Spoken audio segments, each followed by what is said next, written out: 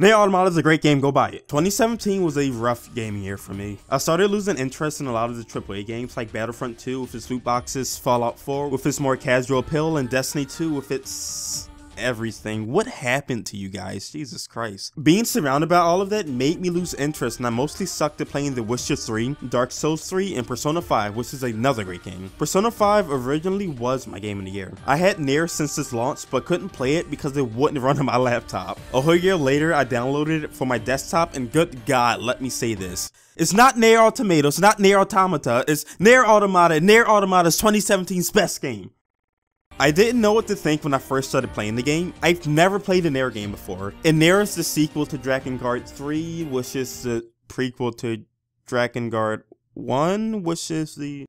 So I got to go into the game completely blind, having not watched any reviews or gameplay, and I'm so glad that I did that. Nier Automata is an action RPG game. It's a bullet hell game. This game incorporates so many different gameplay features that it's hard to even get bored with it. You have the main style, which is action. Playing as the android 2B, you mainly fight with your sword, but there are many different weapons for you to use, and you can use any of them as your two main weapons. Combat is so flashy, with so many different ways to alter your attacks. You can even alternate between your two weapons for a devastating combo. And the bullet hell parts, the bullet hell segments weren't something I would have asked for, but I'm glad it's there. While not as hardcore as some of your more dedicated bullet hell games, it does do a good job of breaking up the combat in a 30+ hour game. And I cannot forget about my favorite feature, the third-person gun on your shoulder. This game is fast-paced, and you'll be running and flipping all over the place. This gun, which is controlled with the camera, makes sure that no matter what you're doing, you're always in the action. And I honestly love it. Also, look at how cool it is running around like this. The game lets you upgrade yourself with chips that give you different effects. Some are pretty normal, like extra defense, while others are more exotic, like slowing down time. Honestly, using this made me feel like I was modding the game. You can really make some unique combat scenarios depending on which setup you use. But the gameplay isn't what I fell in love with. It was the story, the world, the characters. Platinum Games spent everything on Nier Automata. With their most recent game, Scalebound, getting cancelled and their other projects not selling too well, they were in some trouble. Bayonetta 2 didn't do well, and their other licensed game like Legend of Korra were garbage. They needed this to work. They needed to put everything they had into this one game, and they did. I won't sugarcoat it. This game requires 3 playthroughs just to finish it. Well, there's 26 endings, but 3 playthroughs, only 3 playthroughs. The first playthrough hints at a lot of interesting story bits and themes, like what it means to be human as you're fighting the unending war versus the robots. And if you just stopped in the first playthrough, don't get me wrong, this is still a great fun experience, but you are not getting the full picture. The second playthrough is a retelling of the first playthrough with added context and a story. At this point, I was starting to get drained, but I told myself I would see this to the end just so I can make this video. And when I clicked continue for the 3rd time,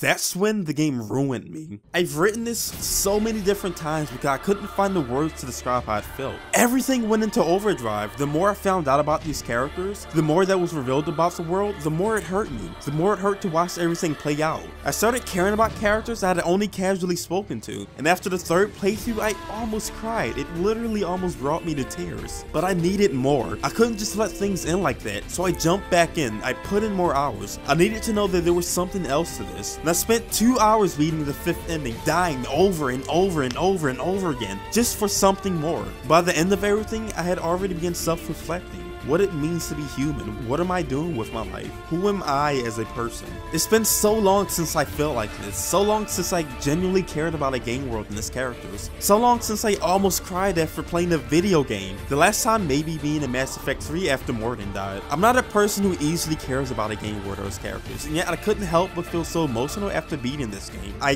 don't know how else to say it. I really genuinely love this game, and it holds a place in my heart. Playing Nier Automata was like when I was a child and I was playing Halo 3 for the first time. When I first got into the Mass Effect series. When I played The Last of Us, it was like stumbling across a brand new experience for the first time that you'll probably never get again in another game. The game is just so it's just so beautiful. I don't know how else to say it. Platinum Games, you did it. You created one of my best memories of 2017. And thanks to the success of this game, you can continue doing what you do best. Guys, if you're looking for something different, something unlike the other AAA games, something that takes risks, Yes, a game that will warm even the coldest hearts. If you want to send a message to the industry that we just want good games without any of the other nonsense, then play this game, because you won't regret it. And this is my love letter to Nier Automata.